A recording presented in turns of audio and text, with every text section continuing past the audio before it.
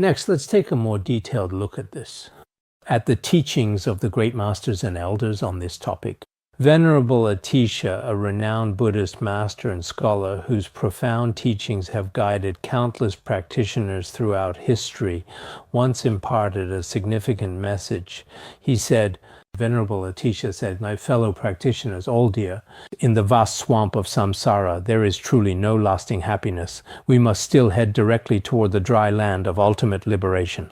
Because in the cycle of samsara, no matter where you find yourself, it is truly all a deep and inescapable quagmire. There will not be any true happiness. We must definitely move toward the other shore, liberation."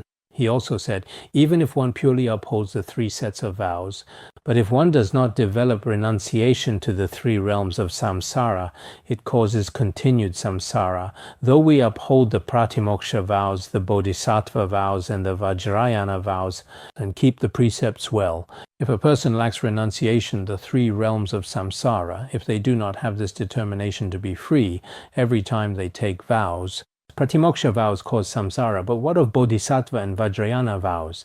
Could they also become so? Yes, they could. So if we do not have renunciation, then on the surface, whether we are monastics or have taken the bodhisattva vows, in reality it is still a cause for samsara. Geshe Chondumpa also said, contemplate the sufferings of samsara day and night, and only by truly understanding this and giving rise to fear will one wish to attain liberation. If every day we, like great Geshe Jin Ngewa past, Geshe Langri Tangpa, we constantly reflect suffering samsara, in the end we will truly realize, oh, samsara is truly terrifying. At that point you will want to attain liberation. Actually, nowadays many people do not feel any genuine or profound fear of samsara at all. They might even willingly and wholeheartedly accept all the various actions and their consequences that they engage in within the cycle of samsara. Nowadays, if we really talk about the concept of impermanence, people find it easy to accept. If we talk about things like relying on a spiritual teacher, for example, that is also relatively easy for people to accept. But when we talk the sufferings of samsara, many people just think, oh, maybe samsara is suffering. But no matter what, in their minds, they feel that liberation is probably impossible. So for many practitioners, this is actually quite difficult. It really is. We clearly know that samsara is full of suffering, yet people are still willing to remain in this kind of suffering. Potawar Rinpoche once said the same thing. Until we see samsara as an endless palace, at that time within it, there is no way to attain liberation.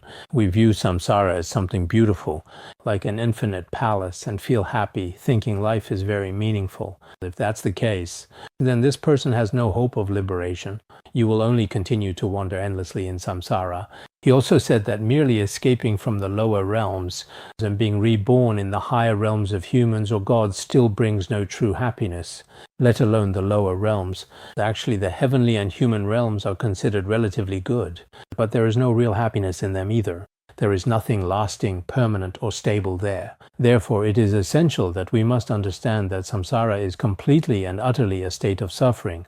When Jangcha Dos was also seeking teachings, also, Geshe Patowa said, as long as you truly contemplate the faults of samsara, there is absolutely nothing in samsara that is difficult to cut off, and there is nothing about liberation that is difficult to achieve.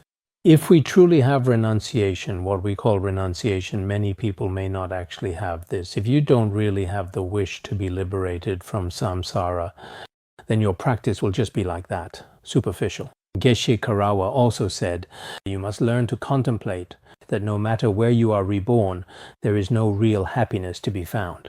Only then will you truly develop a deep aversion to samsara. Whether you are reborn as a human, or into a very wealthy family, or as a truly rich or exceptionally talented person, in the end, you still cannot escape it. The suffering of birth, aging, sickness, and death, even while you are alive. There is the pain of separation from loved ones, and so on.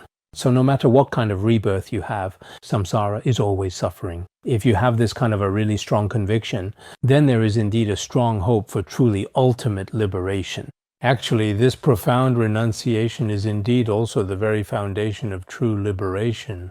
Generally, it's not easy to give rise to it. If you haven't developed genuine renunciation, it's very difficult to say if bodhicitta and non-dual wisdom can arise. There is also the Angzi book, which is also a practice text in Tibetan Buddhism, and in it is also said that there is no happiness in samsara. Venerable Nirepa also once said, if you wish to attain the ultimate liberation, you should regard samsara as a prison. There is no real difference between samsara and a prison. You should keep thinking this way. No matter what kind of life we are truly living, as long as we have not attained liberation from samsara, there is no difference between us and prisoner's jail. There is no freedom.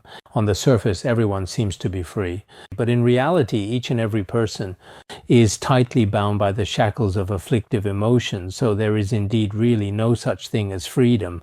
Venerable Drukampa also said, if one gives rise to genuine renunciation of samsara, then it will be like a glowing, intensely red-hot iron coming into contact with a dry tinder or other, and one will effortlessly and swiftly attain liberation from the three realms. Venerable Drukampa said that if, just within samsara, if one truly gives rise to a genuine sense of renunciation, a heartfelt turning away from worldly attachments, then liberation, true and lasting freedom, will undoubtedly be attained in a remarkably short period of time.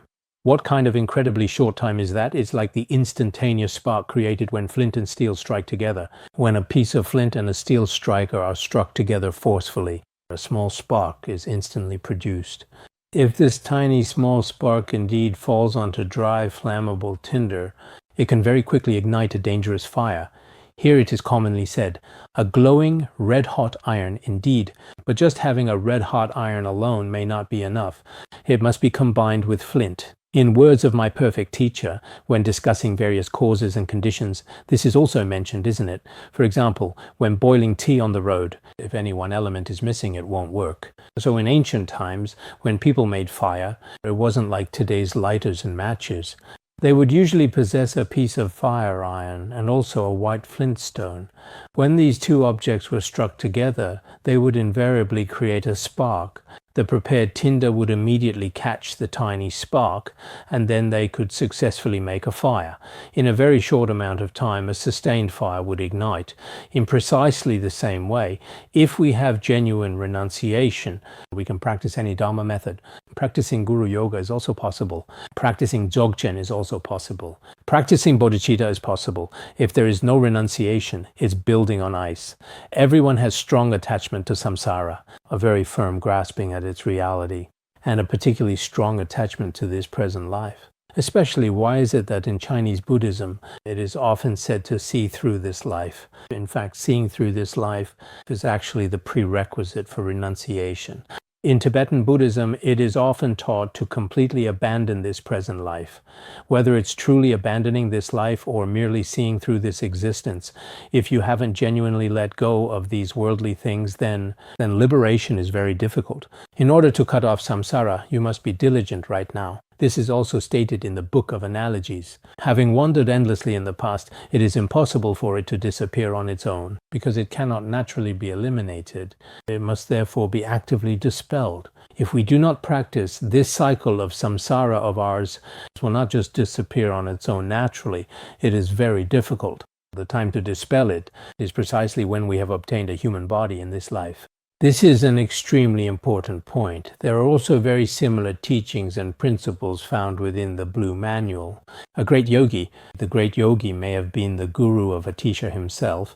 There was a yogi master. He even gave away his own flesh, even though he was an ordinary person. He was still able to offer his own flesh as a form of generosity. He said, now is truly the opportune moment to distinguish ourselves completely and utterly from mere animals, because generally speaking, most animals do not know to seek liberation, but as humans we know that we want to attain liberation. So at this very moment is exactly the time to differentiate ourselves from animals. But perhaps in this day and age, how many people have truly distinguished themselves from animals? Let alone renunciation, even a single moment of compassion, or even a very basic sense of genuine kindness, is truly very difficult to generate. So when these great spiritual masters were alive and present, they were probably able to distinguish themselves from animals. It is best to do so now, as the time has come. Otherwise, if we just muddle through life in a daze, living our lives like this, then there is really no difference between us and animals. Venerable Nyukrumpa also said, when we are facing the 3 lower realms, we must block them off. If we don't pay attention now, we will fall into hell. We will descend into the lower realms. We really will be reborn as animals. So now we should confess what's needed, practice what's needed, and give rise to renunciation when it is needed. If we make an effort in this short life, there should truly be hope. We must be very clear about this absolutely crucial point. Furthermore, Bodhisattva Thogma Sangpo also said, therefore, knowing the suffering nature of samsara, one should later cut off the causes, various karmas and afflictions. To attain the fruit of nirvana, one must diligently practice the path of liberation. After we understand samsara, we must know that the causes of samsara are karma and afflictions. If we want to attain nirvana, we must diligently practice the path. He also practiced in this way himself. This path of the person of middling capacity is the very foundation of liberation, and therefore it is extremely important, because if we want to attain liberation, we have renunciation in our continuum. If there is no renunciation, you can obtain the blessings of humans and gods, but there is little hope for liberation. Therefore, for each of us, the renunciation discussed in the path of the person of middling capacity, what is it? This we need to review repeatedly. I hope talking about the 37 practices of a bodhisattva is not enough. I hope after I finish teaching, you will read it yourself. It might be even more interesting. All right, we'll stop here for today.